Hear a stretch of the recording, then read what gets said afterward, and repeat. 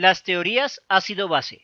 Actualmente, ácidos y bases se estudian en base a tres teorías, las cuales son denominadas o identificadas por el científico que las propuso.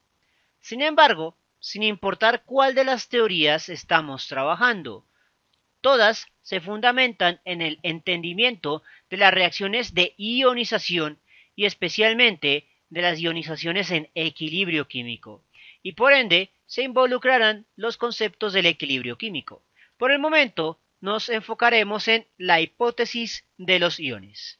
Michael Faraday comenzó a trabajar en el problema de la conductividad de ciertas soluciones hacia 1833 y propuso la existencia de iones, que eran sustancias cargadas que podrían explicar las características de conductividad eléctrica de ciertas soluciones. Sin embargo, esta hipótesis no fue muy del agrado de gran parte de la comunidad científica por el hecho de que los iones eran y siguen siendo especies químicas hipotéticas.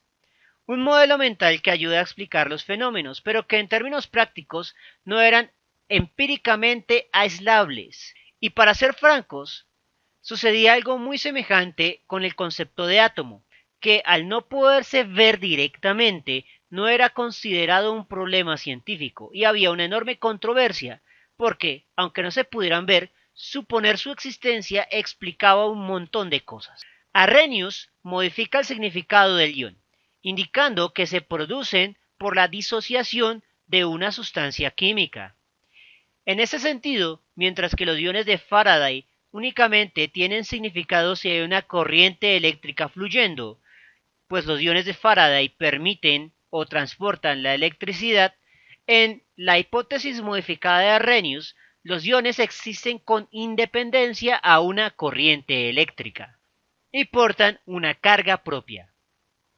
La teoría ácido-base de Arrhenius. Los ácidos en la teoría de Arrhenius son sustancias que al disolverse en agua incrementan la concentración de iones hidronio, H3O más positivo, o una molécula de agua con un hidrógeno pegado, mientras que una base es una sustancia que disuelta en agua incrementa la concentración de iones hidroxilo o H de una carga negativa. En muchos textos o ejercicios de lápiz y papel, con frecuencia el ion hidronio es reducido a un protón. Sin embargo, en base a la teoría de Arrhenius y las posteriores, este protón no será una especie química independiente, sino que se encuentra unida mediante un puente de hidrógeno a una molécula de agua. Sin embargo, nos da pereza escribir esa agua.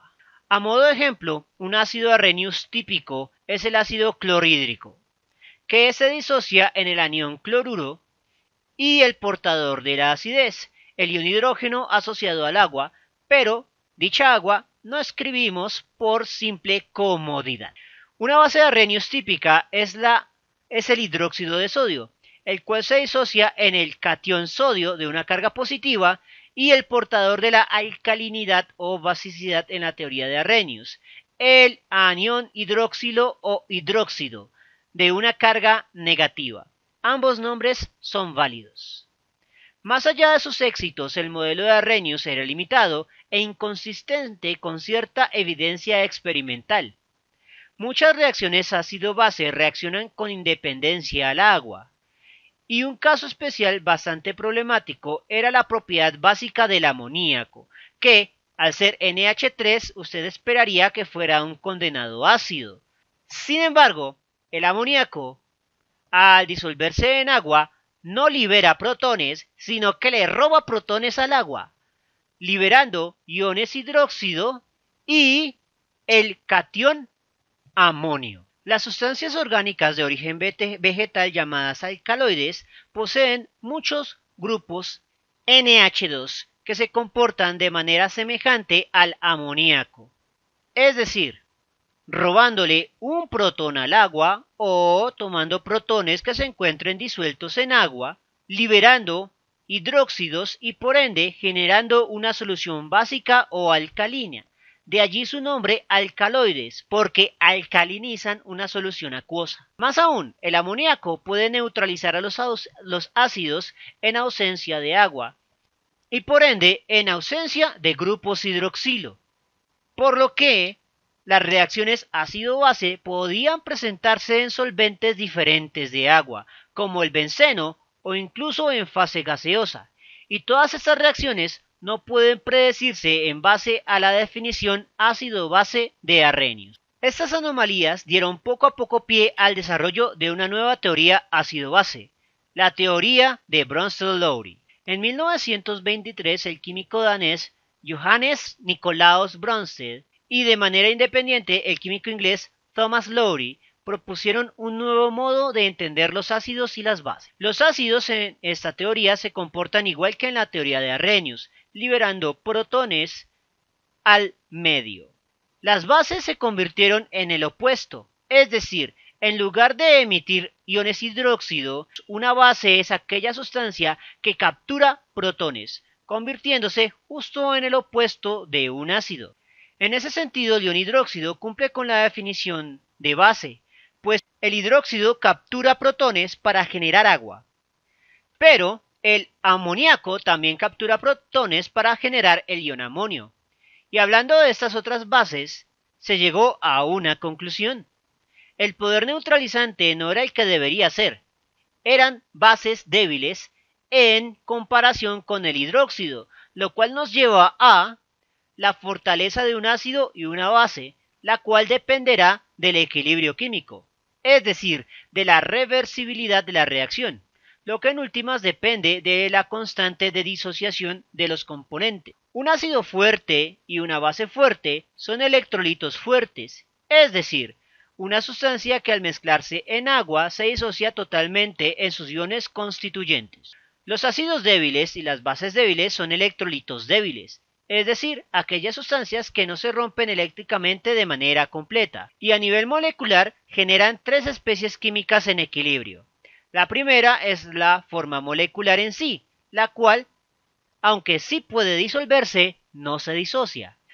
Algunas de las moléculas sí que se disocian, formando los dos electrolitos, pero las tres especies conviven en el equilibrio químico. Los ácidos fuertes conocidos son el ácido clorhídrico, el ácido bromhídrico, el ácido iodídrico, el ácido nítrico, el ácido clórico, el ácido perclórico y el ácido sulfúrico.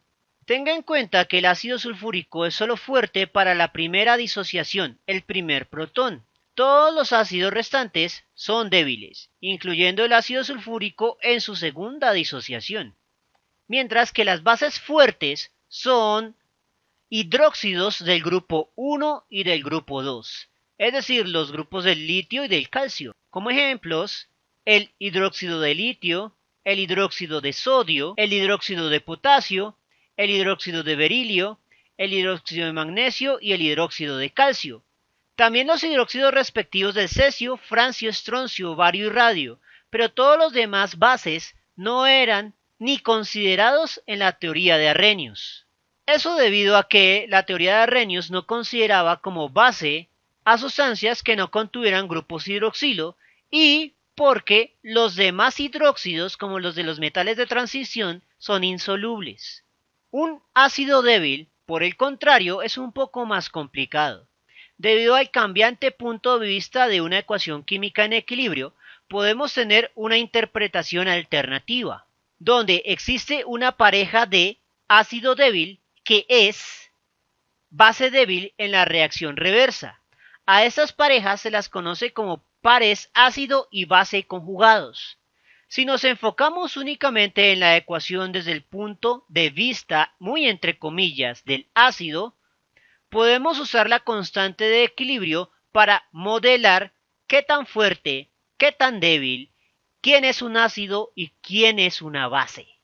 Un ácido fuerte tendrá una constante de equilibrio que tiende a más infinito entero y por ende se favorece infinitamente la producción de protones y de base conjugada, sin que sea apreciable la reacción reversa.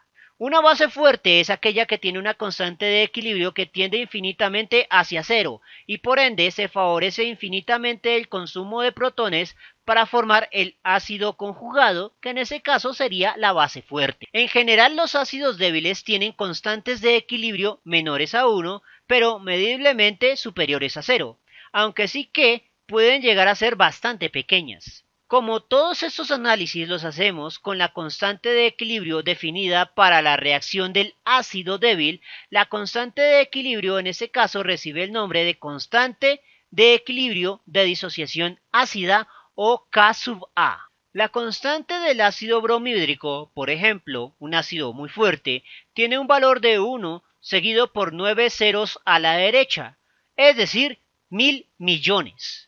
De las bases fuertes no encontré el valor debido a que no es medible fácilmente, lo que indica que se generan fuertemente los aniones hidróxido. El punto medio u ombligo del mundo para la medida de ácidos y bases es el agua. Las constantes por encima de la constante de disociación para el agua son ácidos y por debajo de ella son bases. La función potencial de la constante de acidez se emplea para manejar fácilmente las constantes de disociación ácida debido a que son un poco difíciles de manejar debido a que son potencias con notación científica. Así que se les aplica el menos logaritmo para manejar valores más pequeños y que resultan menos engorrosos. Dicha función es el valor negativo del logaritmo de la constante de acidez. Por esa razón, los ácidos fuertes tendrán todos valores de potencial de la constante de acidez negativos. Los ácidos débiles tendrán valores positivos pero inferiores a 14. El punto neutro o medio es 14. Las bases débiles poseen valores superiores al 14 y las bases fuertes valores infinitamente grandes en términos del potencial, o no medibles. La fuerza de un ácido crece con la cantidad de oxígenos. Entre más oxígenos y otros elementos de alta electronegatividad cerca del protón, más tiende a liberarse el protón y a generar acidez. El radio atómico también afecta el poder de un ácido. Los ácidos más fuertes tienen hidrógenos unidos a elementos con un mayor radio atómico. Esta funciona especialmente para los halógenos y anfígenos, es decir, los ácidos hídricos. Los elementos con mayor radio son también los más pesados y por ende el ácido binario del yodo, es decir, el yodhídrico, será más fuerte que el ácido del cloro o clorhídrico. Si el radio atómico es semejante, el criterio es la electronegatividad. El ácido será más fuerte entre más electronegativo sea el elemento unido al hidrógeno. Por ende, el ácido fluorhídrico es más fuerte que el ácido oxídrico, también conocido como la vulgar agüita. Los ácidos polipróticos no disocian todos sus protones al tiempo, sino que lo hacen por partes, y cada protón tiene un poder de acidez diferente. En general, la molécula con más protones tiene la constante de acidez más grande y por lo tanto es la forma ácida más fuerte.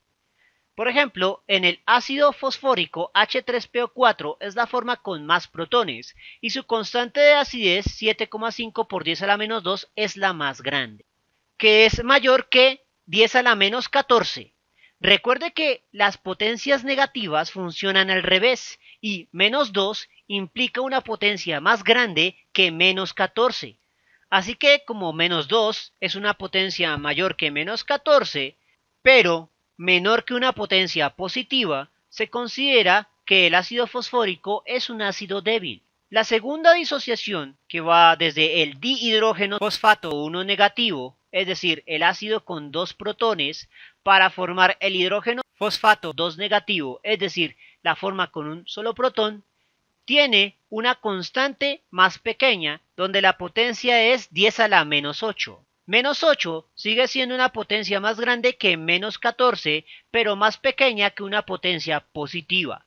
Por ende, es un ácido débil, pero más débil que el ácido fosfórico original. Finalmente, el hidrógeno fosfato 2 negativo, para formar el ion fosfato 3 negativo, tiene una potencia de menos 12, que al ser más grande que menos 14 sigue considerándose la de un ácido, pero al ser menor que una potencia positiva será un ácido débil. En este sentido, el más débil de todas las formas de disociación del ácido fosfórico, porque menos 12 es la potencia más cercana a menos 14 de las tres que tenemos a comparar. La teoría ácido-base de Lewis.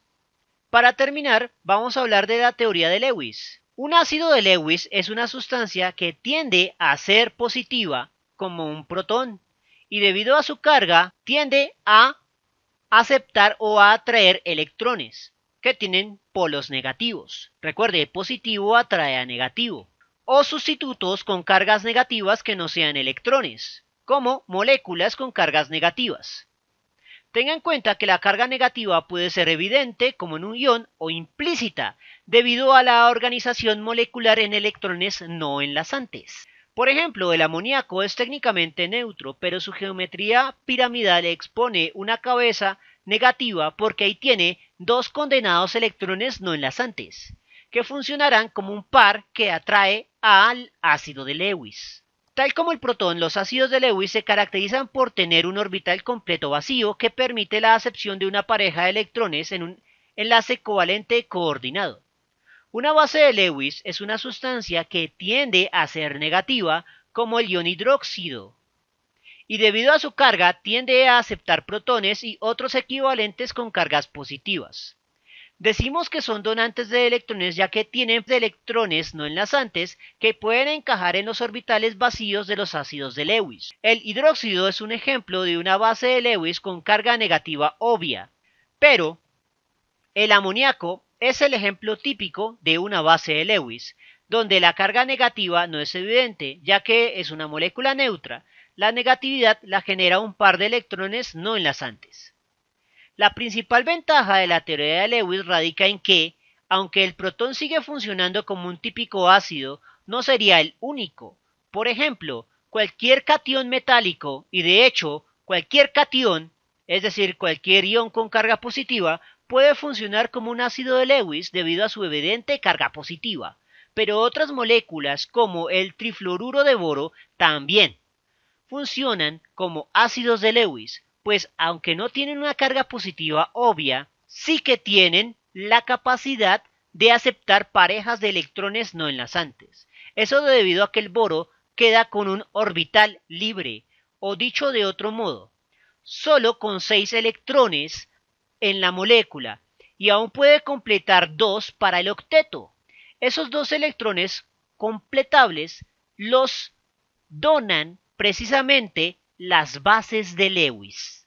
Para evitar confusiones con la nomenclatura química de las sales y los ácidos, una sustancia como el trifluoruro de boro rara vez es llamado ácido, a menos claro que estemos en el contexto de la teoría ácido-base de Lewis, donde es un ácido de Lewis. Ahora bien, de las tres teorías, aunque la más general y moderna, elegante y cool es la teoría de Lewis, la teoría más útil en los contextos biológicos, climáticos, cosméticos y de alimentos, y básicamente todo lo práctico, es la teoría de Bronsted-Lowry, debido especialmente a su marco matemático para medir la acidez, el potencial de hidrogeniones o el pH.